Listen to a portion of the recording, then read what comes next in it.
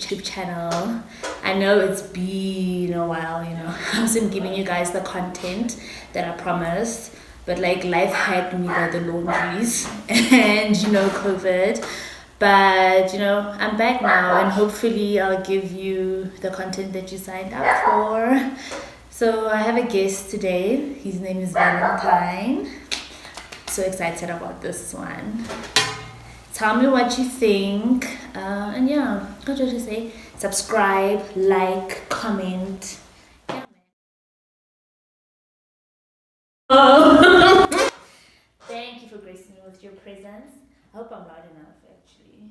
Yeah, I hope so too. Yeah, but apparently there's like a software, an editing software that can help enhances me. the sound. Yeah, of your videos. I hope it's free over there. But thank you for making time for me. I know you're a busy man. Business is booming. For all my subscribers that don't know who you are, please introduce yourself, what you do. Hi everyone, my name is Valentine Kembo. I run a company called Cleeka.com, which is an e-commerce platform for cross-border markets. And I've been a friend of Setsvani for a while now. Is there anything else I should say about myself? No, I think that's enough, because then you know almost about like my platform. I just want to like speak to entrepreneurs. And why do I want to speak to entrepreneurs again? You can't even act surprised because we spoke about this when I was telling you about I'm surprised. Yeah, but I'm just expecting you to say it. What's the why that I started? I believe that you want to speak to entrepreneurs so that other people out there who also aspire to be entrepreneurs, or even entrepreneurs out there, can also learn from the information that will be shared on your platform. I believe that if we all share information, what we go through as entrepreneurs, and then others can also learn from our mistakes and our successes as well, that inspires them to continue through the hardships and do much better. So I guess my viewers can tell that I spoke to you about it, because now it's like, no wait, this is my platform. This is my channel now, you know what I mean? Because you told me what I wanted to do with the channel, but we spoke about it. But I'm glad like you came. I think everyone who follows me maybe on like Instagram knows that I say that like you're one of my favorite entrepreneurs. And I really do mean it, because you're out there doing the most. I'm trying. So how did you get started with Cleeka? Okay, we started Cleeka in 2015, so actually on December 31st, 2015. It was actually by chance. It was not my first business idea. I was actually on my way back to Zimbabwe for Christmas. Or it was actually after Christmas. But anyways, we were on our way to Zimbabwe. Then a family friend heard that I was coming to Zimbabwe. And then she asked us to buy some bed lining. And she's like, Valentine, can you please buy me some bed lining? I'll send you the money and then you can deliver when you come. I'm like, okay, cool. And then she sent her money to South Africa. We bought the bed lining and went to Zim, and then we gave the stuff to her. So when she came to collect it from her house, she paid me $30 just to say thank you for running around for me. And then at that time, I think it was about 325 rands equivalent. And then I said to Philip, look, if someone can pay us $35 just to say thank you, it means there are a lot of other people out there who can pay us just for bringing in stuff for them from South Africa. And Philip was like, yeah, people are actually doing that right now because there isn't much production happening in Zimbabwe, so let's do it. Who is Philip? Philip is actually a long-time friend of mine. Philip and I became friends when we were 8 years old, and we're still friends now. We've had about 22 years of friendship now. Mm-hmm. We went to school together, and then we eventually started the business together. So he's actually my business partner now in Cleeka.com as well as a friend. So that same very day, we said, okay, let's set up a Facebook page so that people can see us, people can know where to find us. So we set up a Facebook page, and we needed a name for it. And then Philip was actually the one who came up with the name. And he said, why don't we call it Cleeka? I said, Cleeka? I was like, yeah, people will be clicking to buy products. Well, yeah, I like that name. Let's do it. So we came up with a name. We bought the domain name. And then we set up our Facebook page. We took pictures from different stores in South Africa. We put them on our platform and say, people, we can buy this kind of things. And then the next morning, we had 2 orders. A lady wanted a dress from Mr. Price, and another guy wanted a tablet from Game. So I was still in Zimbabwe. So I had to call my mom in South Africa to say, can you please buy these things for me? I'll give you your money when I come back to South Africa. So she bought those items, she sent them to Zim for us, we delivered to the customers. And that's how we practically got started. So I quickly came back to South Africa so that I could start delivering goods for people. And then 3 months down the line, people didn't understand exactly what we were trying to do. They thought the only things we are posting on Facebook are the only thing they can buy, right? So, but even like before jumping into that, you said then your first 2 customers after you guys had your Facebook page. So did they pay you beforehand? Because I'm thinking like you're a new business. If I'm gonna so that's actually the most interesting part about what we were doing as well. One customer paid us upfront, which was the lady wanted a dress from Mr. Price, which was worth about $10 US. And then the other guy wanted a tablet, said, I can't trust you guys. I don't know you. This is the first time I'm seeing you. How do I know that you deliver my product? And he wasn't even a way to guarantee that we were going to deliver the product. So we took the risk and said, okay, you pay on delivery, right? So my mom sponsored the purchase of the tablet. So she paid for it. And then we went and delivered to the customer, and then the customer paid us. And then we gave my mom back her money. I don't think we gave back the money, to be honest. Because we kept on saying we have more orders and we still need more money. So we actually need more money from you. I think she gave us, it's something about around 6,000 or 7,000 rands in the beginning when we were starting out, that we put into buying those things, and we lost all of it. Because not that we were not making a profit, but we kept on reinvesting into the business. And I know even today she still makes a joke that she's a Cleeka shareholder. But she is. You should even pay her back. I mean, I'm paying it back now in different ways, but taking good care of her. I mean, so so the customers didn't pay us, and that sort of problem continued for a while. What do you mean the customers didn't pay you guys? No, so the customer didn't pay us upfront. Oh. So whenever we get new orders, customers would say, okay, we need guarantee that you're going to deliver the goods to us. And we couldn't guarantee, to be honest. There wasn't any sort of guarantee. You can't say to a customer, I'm gonna buy, I've got the money, or if you give me the money, trust me, I'll buy and bring you the product to you. I don't know you. You see, so that was the problem we faced initially in the beginning, and we had to find a way to make it work. And that meant borrowing my mom some money that we never gave back. Was your mom the only person borrowing you guys money? In the beginning, because I imagine like started growing, started getting more orders once word got around. Yeah, so in the beginning, my mom was the only person who lent us money. In fact, as much as I can remember, I think Philip also had one relative that gave us a little bit of cash, but it still wasn't enough. I mean, we both didn't come from rich families, so we didn't have anyone who could say, we need 100,000 rands, can you please send us some money, you know? We didn't have anything like that. But what we realized that we had to create trust with our customers. So we took the risk in the beginning to say, okay, we will go and borrow money from someone, and then once we deliver, you pay us, then we pay back the money that we borrowed, right? But once we deliver to you, now you know that we can deliver goods. So the next time you're gonna order, you have to pay upfront. Right. So that was one thing that helped us, that we had to create trust with our customers.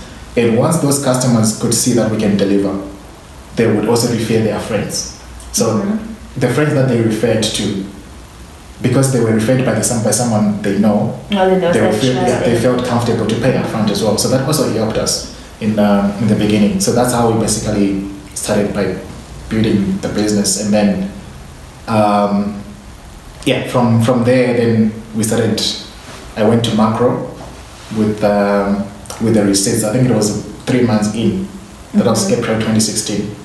So I went to macro and said, guys, look, this is what's happening in our small business, right? People are buying products from you through us in a different country where you guys don't deliver. So how about we have a partnership where we become your direct route to market in Zimbabwe, right? but all we need is your pictures on your website. That's the permission we need, so that we can put your pictures on our website, so that people can know they can buy all these things, not just what we are posting on Facebook. When did you transfer them from like the page that you guys opened on Facebook to your website? So with the Facebook page, it limited us to how many products we could post, right? So let's say, for example, you want to post sportswear or kitchenware or homeware. There's a lot that you can post. Your whole Facebook page can just fill with that, all that kind of stuff, right? And also, customers can miss it. You can post it now during the day, and then if someone's not on Facebook during that time, they won't see it. By the time they go on Facebook, probably your post is, I don't know, 100 times down their timeline, and they can miss it. So we took it and said, no, we need a website so that people can see the things that we can sell, and also a way for them to pay us in advance, right? So we hired a student from UJ. He was a software developer. I think he just finished his third year. And then, so we went to Macro then to say, can we have the pictures so that we can put pictures on our website? They said, okay, that's fine. We actually quite interesting what you guys are doing. So not only are we going to give you the pictures, but we can also give you guys some discounts on products that you buy from us, which is really good for us because now that meant we were on our way to something that was interesting. So we hired this guy. His name was Leboham, and he built the website. It was the most embarrassing website that we built. It didn't have any payment gateway that we wanted so that people can pay us. Yeah. We didn't have that. The pictures were skewed, like one product is above the other one. It was just not a perfect thing, but it worked, right? So we paid him about 12,000 rand. That was in 2016. 12,000 rand? Yeah, we paid him 12 grand. He charged us 12 grand. That was in 2016. So this 12 grand, was it generated from like the business you're already doing with your sales? Yes. Okay. Oh, you guys were doing well. No, the business was doing very well, to be honest. It was doing great. So that 12,000 rands, it was actually the revenue that would have been the profits that we'd made from the business. So we. At this point, still not paying your mom back. Yeah, of course, we still paying her back because we needed the money. We needed the money. Like that 12,000, we had to save for it. Yeah. Right? Every month we saved like 2 grand, I think, in June, and then we had to pay for the website, and then we paid him, and then he left. He went. That was the deal. So we're now stuck with the website, but it was not functioning properly. So we didn't maintain it. It was very difficult for us to transition our customers from Facebook to the website. Zimbabwe is a very interesting market. Internet access is also one of the challenges. It's I don't know. People just don't have much internet access in Zimbabwe. So for them to go online and shop, it was also it's still a challenge, right? So we ended up having a WhatsApp contact number where people could send their orders, and then we could buy their orders and process it via WhatsApp. So we then sort of like forgot about the website, right? And then after paying 12 grand. After paying 12 grand, yeah. And then I don't regret the 12 grand. It was actually a very good lesson. It was a very good lesson, to be honest. And then, so I then realized that I needed advice in doing what I was doing. I had no idea what I was doing. I mean, even some of the things I'm doing right now, I have no idea what I'm doing. But I learn as I go through. So I went to see Vusi Tembe Choir.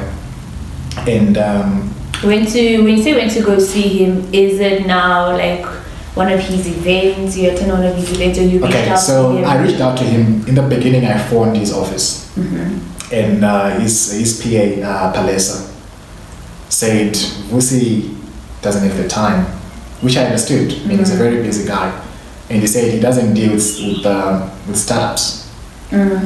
But as someone I'm a very resilient person. You know, I don't just give up easily. So I said I would find another way to meet him and tell him what I'm trying to do and see if he can advise me on what to do and what not to do, right? Because this was me being a CEO for the first time. This was me building a business for the first time. I had never done it before. So I heard that he was speaking at Finance Indaba, 2016? Yeah, it was 2016. So I went to that event, and then soon after his speech, I then went to him and I said, "Hi, Lucy, my name is Valentine. I was wondering if you could give me a minute. I'm trying to do this with my partner." I was actually with Philip that day. Yeah. And it was like, "Okay, here's my business card. You can send me an email, right?" And then I sent him an email, and then he invited me to come and said, "Okay, you can come to office and tell us more about your business." That's when I then went to his office. He was still based in Midrand at the time. I think it was Waterfall. His office is in Waterfall. So I went there and then sat down with him and his partner, Boy Tumelo at the time. I don't think they're still together, but yeah. So I sat down with him and then I told him about Cleeka.com, and he quickly went on his laptop and Did you see the website? And typed Cleeka.com. And he looked at it and was like, "Who built this website?" And I was like, "We hired someone to build it." And he's like, "Is he a partner or you just paid him to build the website?" I'm like, "No, we just paid him to build the website." And I was like, "That's one mistake that you made. Don't hire someone to pay to build your platform, because what you're doing is you're increasing the cost of setting up your business, right? Instead, partner with them. Find a good software developer that you can make a co-founder in your business. You give them some shares and you don't have to pay them. Because they've got shares, they've got skin in the game. So now they're committed to fulfill the vision that you guys are trying to build." And I was like, "Okay, this actually makes sense." Right, that was one thing he told me. And then secondly, when I told him about our business model, and then he said, okay, this is something I can't say on the camera, I'm sorry. Okay, don't but say it. yeah, he gave me a good advice also that I ended up taking. Then I think it made sense to you today that I took that advice. And this advice now on the business model that Cleeka. It's sort of like, yeah, because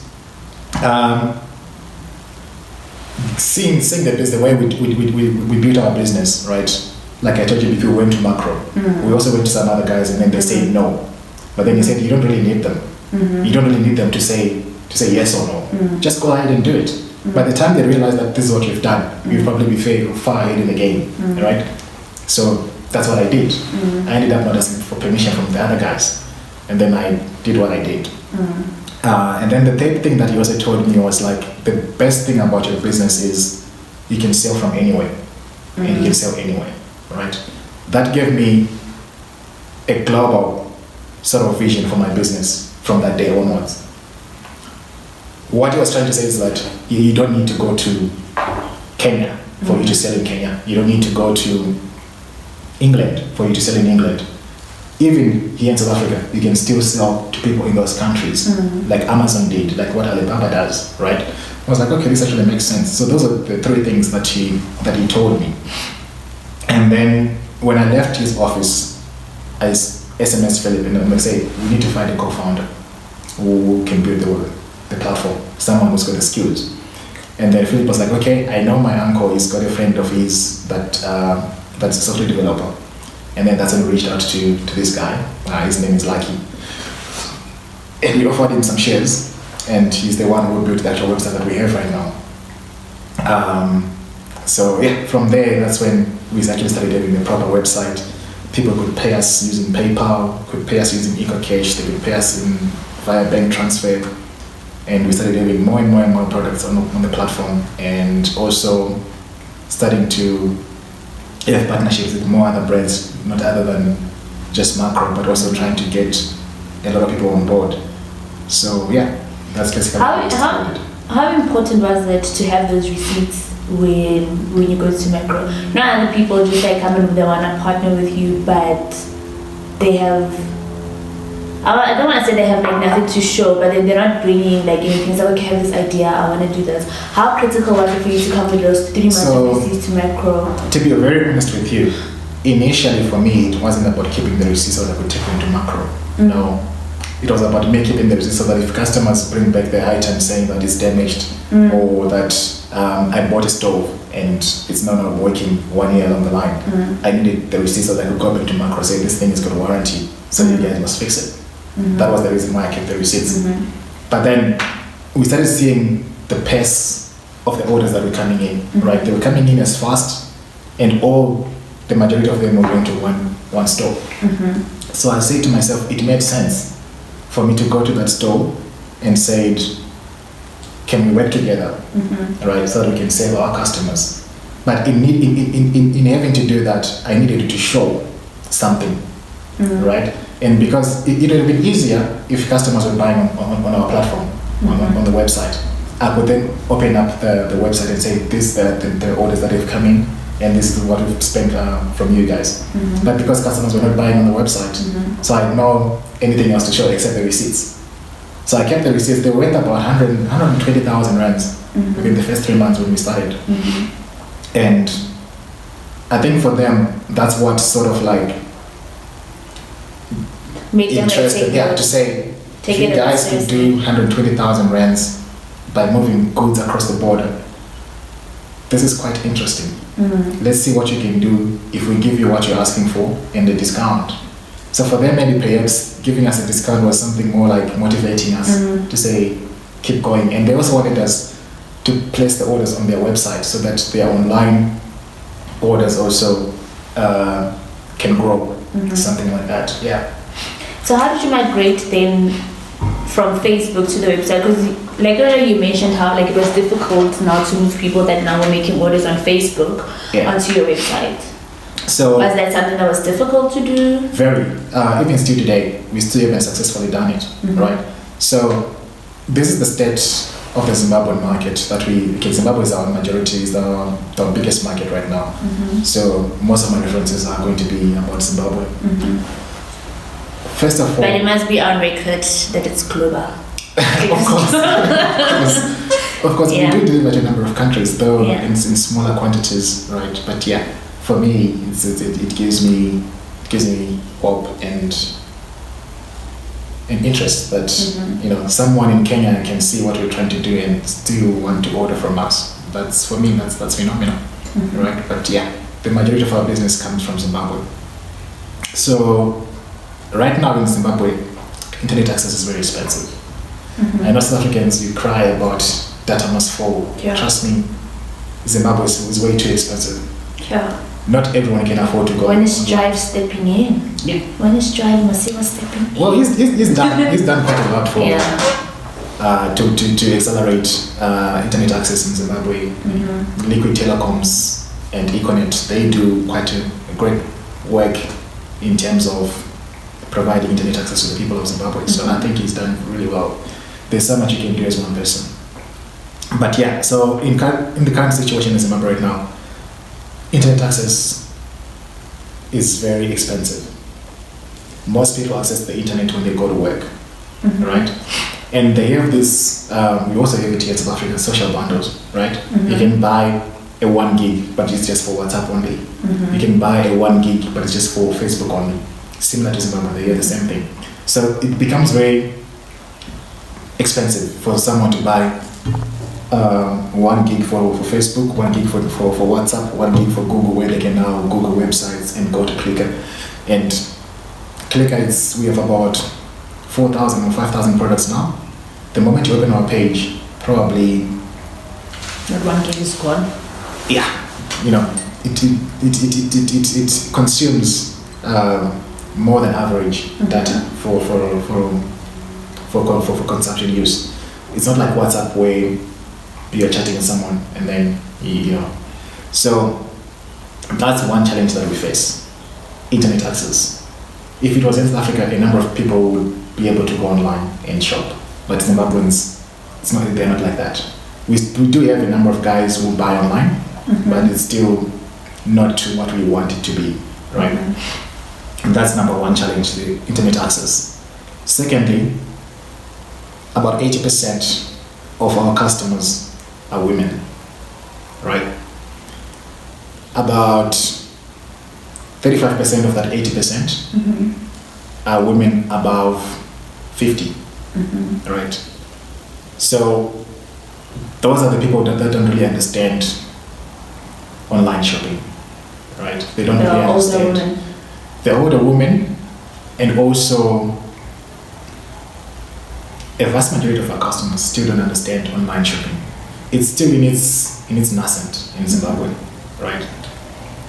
So we need to educate our customers on how to buy online, and that sort of like requires resources that we haven't been able to get, if I can put it that way, because we need to do forums, we need to do classes, where we can educate people that if you want to buy online, you first have to create an account and you add your product to the cart.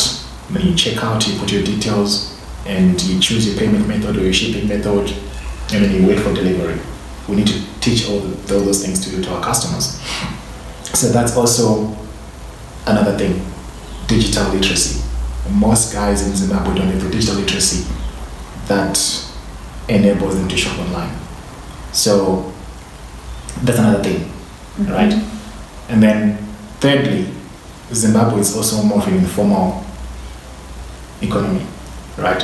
So that means people are used to buy on Facebook Marketplace. They're used to buy on WhatsApp groups, right? Which is why we have a WhatsApp line now, so that people can.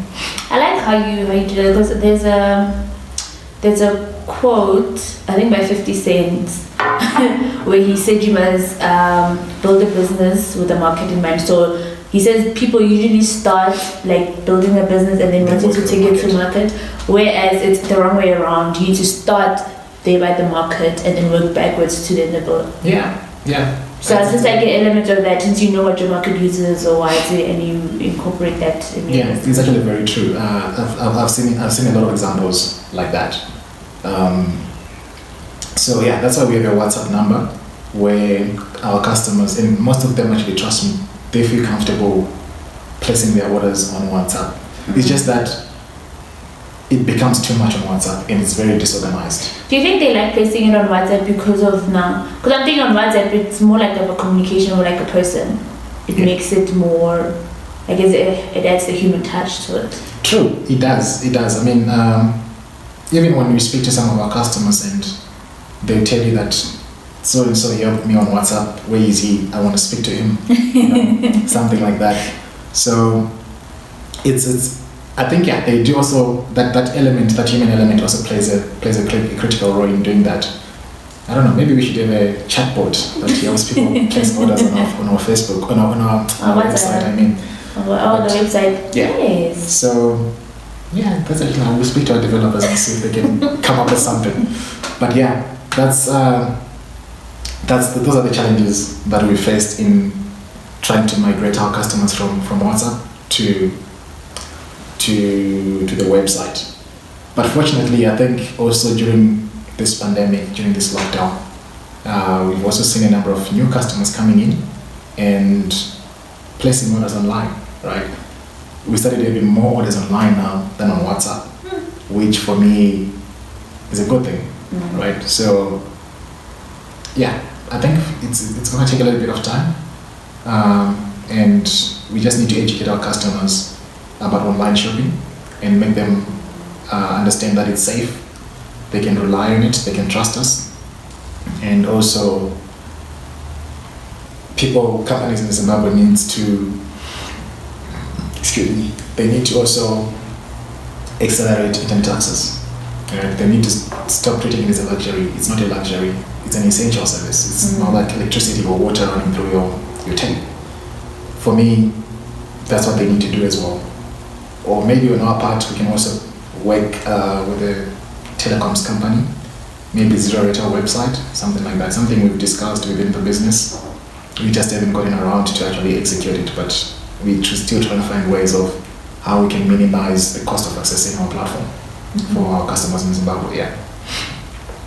I had like a question now, it slipped my mind. Oh man.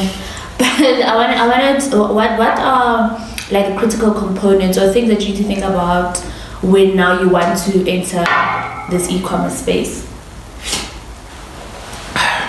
I think for me, the best or the most critical component of an e-commerce business is the logistics. True. Right? For us, it's a little bit more difficult because we do cross-border. So there aren't many guys who can cross the goods across the borders at rates that make sense for the business, right? That's why you see even Take-A-Lot, when they started, they brought Mr. D, right? Mr. Delivery, and made it part of Take-A-Lot. You need to have your logistics on point. So I think that's also something that made Take-A-Lot move far much bigger in the game, because they could now accept cash on delivery, right, from their customers, because they own the logistics line.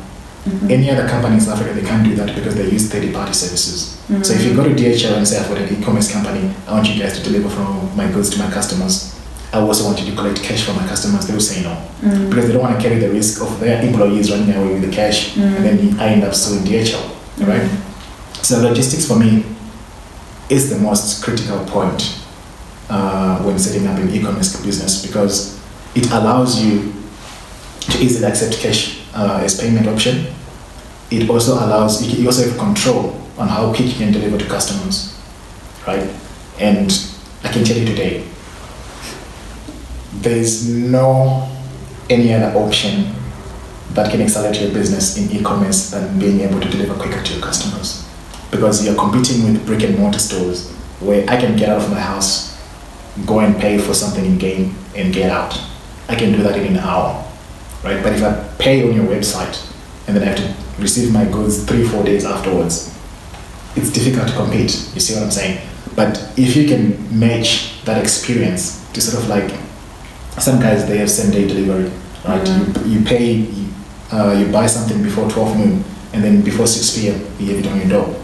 That kind of a thing. So they're trying to compete with brick and mortar. So having your own logistics systems will allow you to do those kind of things. Because but like hearing you say having your own logistics systems, like just like the sentence, it just sounds like big. Well, I see trucks, I see. Yeah, it but how small can you start? Considering like the way you started, you didn't like already start like this whole logistics system. Yeah, of course. I mean, as entrepreneurs, this is something that also we need to understand and realize. There's always an entry point in any industry. You don't really, if you want to start a farm, right, or maybe a chicken farm, right, you don't start with 1,000 chickens. You can start maybe with 100 hens, hatch them, learn how to breed 100 chickens, and then you start growing like that. That would be your entry point. So right now, I actually love the way businesses are being built today. Right? You don't really need to start by buying 10 trucks. There's you can actually create a marketplace where people with trucks can offer their services to deliver your products, right? So for example, you can create this is something that we've also been talking about in the business. We call it Cleeka Express, right? Where people with trucks can then sign up to say, I want to become a delivery person for Cleeka, right? And you can bring your truck, we fill your truck with goods, and then you go to the destination of those goods. We don't own the truck, we didn't pay for it, we only simply pay you for the service. So that reduces the cost. And it also takes out the burden of me having to maintain the vehicle, those kind of things. So if you can start something like that, that's your entry point. I mean, for me, that would be actually the best. You don't really need to own trucks. If you want to own trucks and maintain them. So what I'm hearing is entrepreneurs mustn't be afraid to be creative about of course. The solutions that I mean, I always say to other people that smart people build great companies. If you're not smart, then you're not going to build it. You're not going to.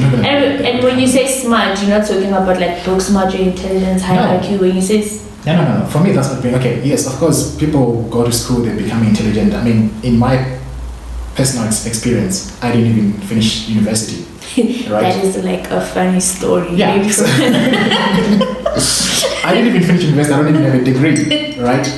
And that doesn't mean because you don't have a degree you can't start a business. Yeah. Right? Some of these things, and I think people also don't understand this. I've got a number of friends who are afraid to set up businesses because they don't know how to set up a business. and they say, no, I need to go and work in so and so company so that I can learn how the business. That's a point that I also want to touch. Since you said that you didn't finish at school, you were doing accounting, and you thought you were studying business or what. So where did you learn all these things about building your business? The best way to learn how to build a business is to start building one. For me, that's what I've learned. So this is what actually happened. But even when you start building one, like for like certain information that you need, do you then go on YouTube? Because I know you do a lot of reading. That's what I want you to tell my subscribers. But you just let's tell them. Yes, that it doesn't have to be an area of your expertise. Of course. There's just so much information available out there that you can go on. This is what I can say from my own experience, and everything I'm sharing was what I've learned or what I've gone through. I can't speak on behalf of others, or others may go through it and then experience it in a different way, right?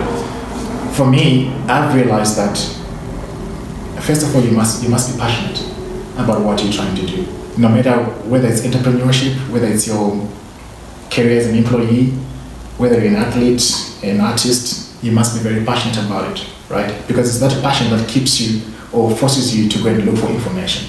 Because you're passionate about it. It's something that you want to learn about. In my case, no one taught me how to register a company. I did to Google how do you register a business, and that's when I started discovering all this information, right? The first company I registered, it was actually called Serandi. It's actually 100% South African owned company. I registered it through an agent, right? Not because I didn't know how to do it. I just didn't understand the process, right? So we ended up paying an agent to do it for us, of which they did a very good job about it. Then when I had to register Cleeka, that's when I had to do it myself, all right? So I had to go and look for that information, how to register a company, all right? And then the second point that I made, the reason why I went to see Vusi was because I needed to learn. There were things I didn't understand, like how do you even write a business strategy? What is a business strategy?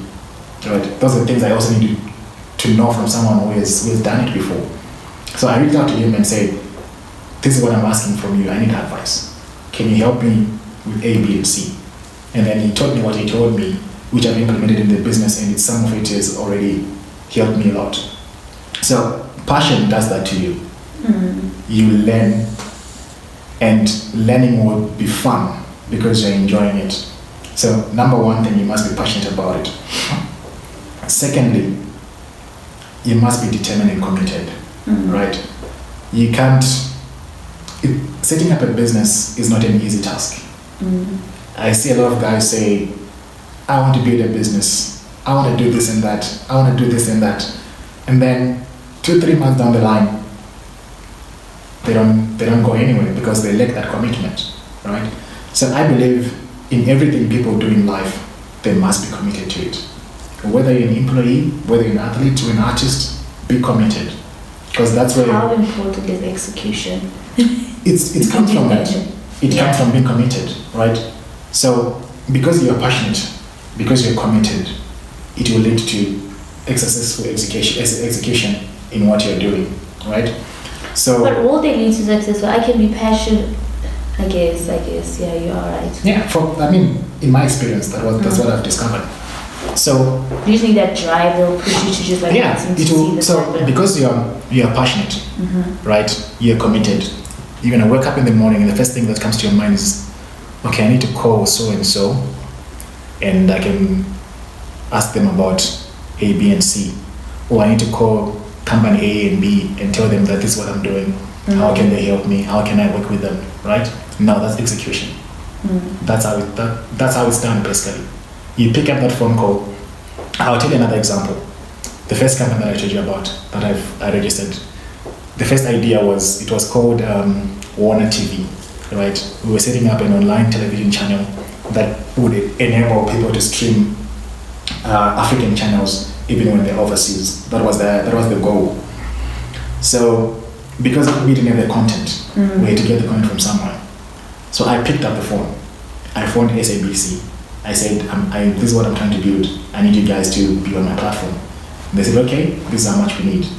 I phoned BBC. I phoned Al Jazeera. I phoned a number of guys with about 15 channels that said yes, right? And then we needed money to build the platform. It's not easy to build such kind of a platform. It's very expensive. So when we went to raise funds, right, the first thing the investors would ask me was, how the hell did you get these guys to be on board? And I would tell them, I picked up the phone, I told them what I was doing, and they said yes. And they were like, just that? I'm like, yes, that's what I did. I was like, that's interesting, right? So it's because I was passionate about what I was doing. I was committed to it. So for me, that's what drives you to execute, if you have those kind of characteristics as an entrepreneur. So, and also not taking rejection personally.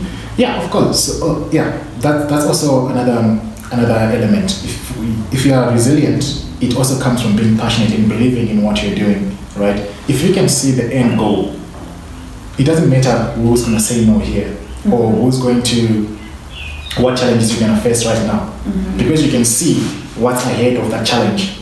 You are moved to push through that challenge. You are focused, you're committed to push through that challenge. So for example, you know where you're going. You're the only one who can see where you're going. The others may not be able to see, right?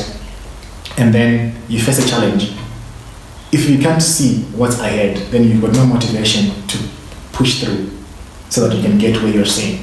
You can only see as far as here, and then you get this challenge that's here. Then be like, okay, why must I continue?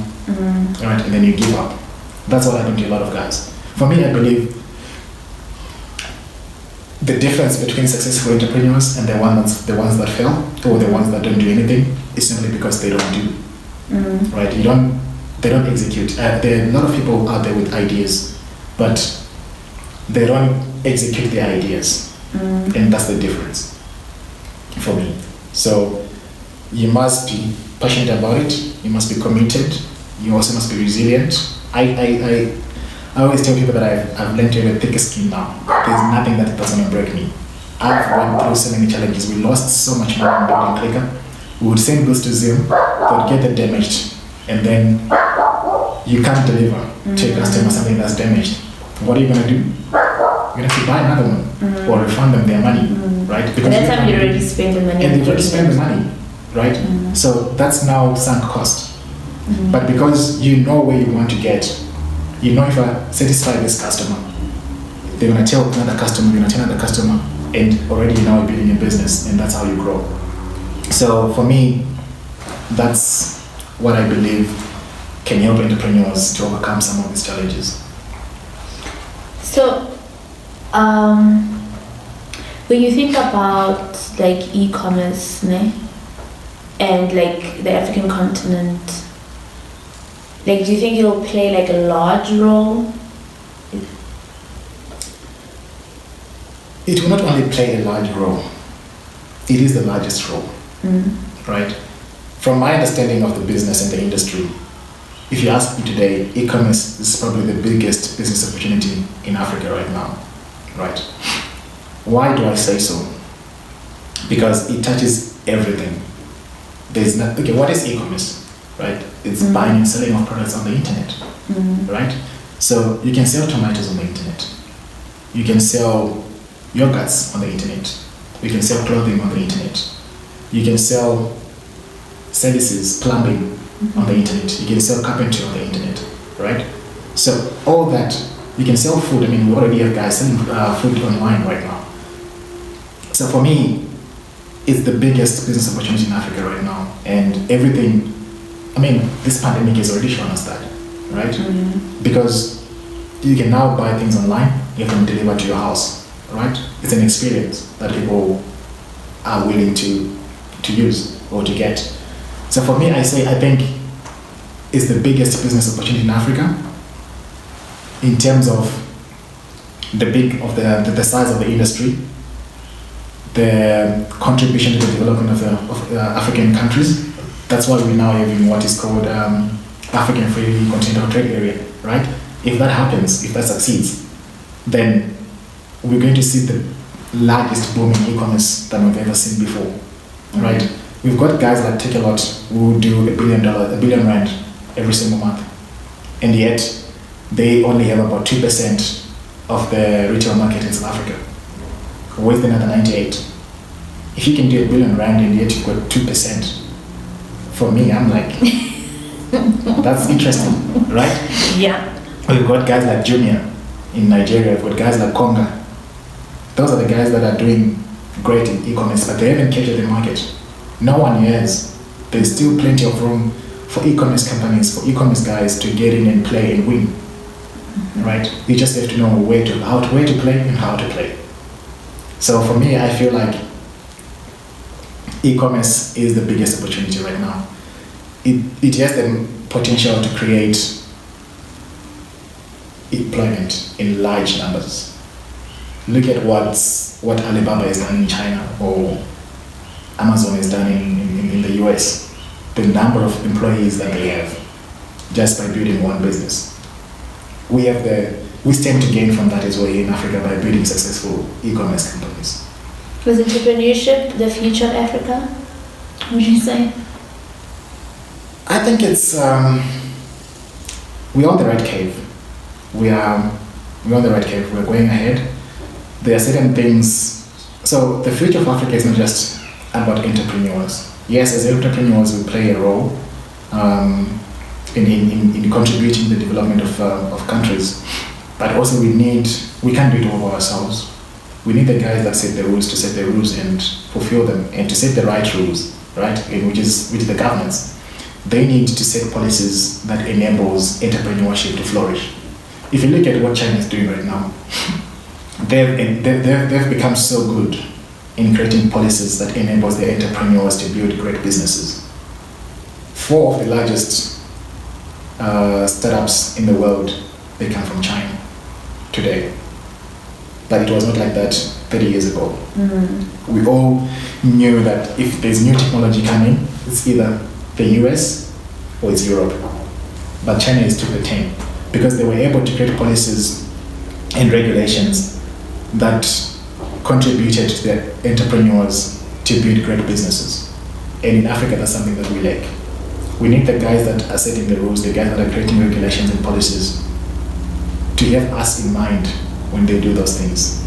Or better yet, consult us. Mm-hmm. We work together and say, guys, these are the challenges that we're facing. And then when they're sitting across the table, they also say, but guys, those are our challenges. So how can we balance the two, right? We've got guys that comes here, build businesses with something that our regulators have never seen before, right? We have on demand. We've got Uber, right? When Uber came to South Africa, the regulators had no idea how to regulate it. That's why we saw the mess that we saw with Uber and taxi drivers, right? Because our regulators didn't understand how to regulate Uber. And as a result, they couldn't do anything. The same thing with Airbnb. So all this on-demand sort of like economy is new on this continent, and they need to learn how to regulate it. We have electrical vehicles now, we have self-driving vehicles now coming. They've got no idea how to regulate them. If I decide that I want to build a self-driving car and then I succeed, they won't know how to regulate me. Mm-hmm. You see? So we need all stakeholders, private and public, to work together to build the future of the continent. But all in all, I believe we still have a long way to go. We need people with skills enough to build what we want to see happen in Africa, like we see in other continents. And Africa doesn't have a lot of people with those kind of skills, but there's progress. We're starting to see a number of guys starting to obtain those skills. We're starting to see different organizations teaching people those kind of skills, right? And I believe that's the right way forward. So I'm very positive when it comes to the future of Africa. I also want to be one of the people to contribute to its success. So for me, I think we're on the right way, and it's only a matter of time before we start building great businesses as well. Yeah. I don't know. Do you think there's anything that we didn't touch on that you wanted maybe to tell?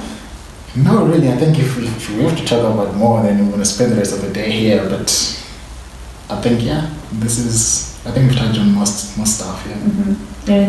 Have you touched on anything that's like close to your heart? Because I know you're very passionate about entrepreneurship. I am.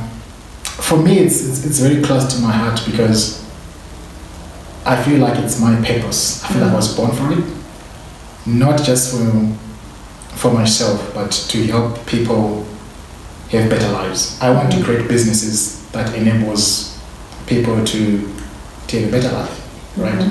That's my aim with entrepreneurship. I want to make people's lives better. So there is no any other way I know how to do it than to build a business and play my role in doing that. So yeah. So like over and above the challenge of like logistics in the e-commerce space, is there other challenges? Because I remember there was a time when we were talking about the skill. I think there was a certain like level of skill. I don't know if it was in building the website or I can't remember. I remember we talk a lot, so yeah. I can't remember. You're talking about the challenge of getting like a certain skill set that you're looking for. Yeah. So in terms of skills, all right, or skills, access to skills in Africa, we do have a number of guys, maybe a lot of guys who can build e-commerce websites right now, and sometimes you don't need to build it from scratch. But there are certain skills like artificial intelligence, right? Not a lot of us in Africa have those kind of skills. Robotics, which also plays a part in logistics, right? Blockchain, which also plays a part in e-commerce businesses. We don't really have a lot of guys with those kind of skills. And now that's what Amazon is already running with, right? That's what Alibaba is already running with. So for us to catch up, we're still trying to catch up from having proper logistics systems, right? And these guys are now far ahead of us. So we need our people to learn those kind of skills so that we don't end up having to migrate to the US or China to obtain those skills and bring those people to work here when we have our own people here that are unemployed. So we need to find a way of teaching our people such skills, right? Skills of the future, so that we can build companies of the future. Otherwise, without that, it's very difficult. Another challenge also in e-commerce, right, is the infrastructure for e-commerce, for online shopping to happen, right? If you look at the way Amazon was built, Amazon succeeded. Yes, they were very smart guys. Jeff Bezos is a very smart entrepreneur. He also has a very smart team around him. But also in the United States, right, close to about 70% of them have bank accounts and they have check cards, right? They have PayPal. So it was easy for them to pay for products online, right? They have FedEx, they have DHL, they have UPS, right? Those are some of the biggest logistics companies in the US. So it was also easy for Jeff Bezos to subcontract them to deliver their goods, right? When you look at it here in Africa, it's a different situation, right? We only have about, last time I checked, it was about 24 million people in South Africa with bank accounts, out of a country with about almost 59 million population, right? And what do the stats look like for Africa as a whole? For Africa as a whole, it's actually, we have about 200 million people that are banked. The rest of the majority of 1.1 billion people don't have bank accounts. That's why you see people are using mobile money now, right? So that's the kind of infrastructure I'm talking about. We need to have payment gateways that allows everyone to make payment for e-commerce products. We also need logistics, right? If someone in Kenya buys a product from us today, how am I going to get it to Kenya, right? We also need to have that in place. How are they even going to buy it? I mean, South Africa, they're in Kenya. Where are they going to buy it from, right? So it has to be a mobile platform where they can buy it from. We also need that sort of infrastructure as well. So those are the things that, for me, when I look at them, yes, there are challenges, but they're also the biggest opportunities. That's why I say e-commerce is the biggest opportunity that Africa has ever seen right now, right? If you look at China 30 years ago, it was similar to what Africa is today, right? They didn't have logistics systems. They didn't have payment gateways. They didn't have internet access. And Jack Ma had to start from scratch to building Alibaba, right? To building Alipay, which is their payment gateway, to to build what did they have a logistics company called Kainoya, all right? It's phenomenal. If you look into it, for me, I look at those kind of things and I marvel, like, when are we going to get to this point? You know what I'm saying? Yeah. Right now, Alipay, which is owned by a company called Ant Financial, right, which is a group within the Alibaba companies. They are now, it's actually the highest or the most valuable startup in the world, valued at $150 billion today. And they are currently in the process of going for an IPO, right? So when I look at those things, whoever is going to build a payment gateway for e-commerce companies in Africa stand a chance to become as great as Ant Financial, right? Whoever stands a chance to build a logistics systems that can cater to e-commerce companies in Africa stand a chance to build that, to be that great of a company, right? So for me, that's what I'm going towards for. I want to build the infrastructure that enables people to do e-commerce. I don't really want to participate in e-commerce, right? I want to enable people to do e-commerce. That's what I want. All right, V. Thank you. We said there's nothing else. Unless do you have anything additional on top of everything that you said? Well, there are a lot of things we can talk about. Yes. But I think we can leave those for another day. Yes. For now. Do you have any closing comments to my viewers, to entrepreneurs out there? Actually, anybody. Entrepreneurs or career-driven. I think what I can say to entrepreneurs is, let's just be resilient. Africa is a very tough market or a tough place to build a business, but we have to be resilient and do our best to build the business, right? Also, what I'd like to say is, let's look at our challenges as opportunities to make Africa a great continent. Africa has a lot of problems, it has a lot of challenges, and those are opportunities waiting for Africa's entrepreneurs to create great companies out of those challenges. So whatever challenges we have, let's make them our biggest opportunities and shine on them and become great. Yeah. Thank you so much. No problem. Thanks so much for having me. And to my subscribers, if you have any questions for Valentine, if I should get him back on here, just like let me know in the comment section what you'd like me to ask him and what you'd like him basically to tackle in this e-commerce space. And yeah, man, see you next time. Bye. Bye-bye.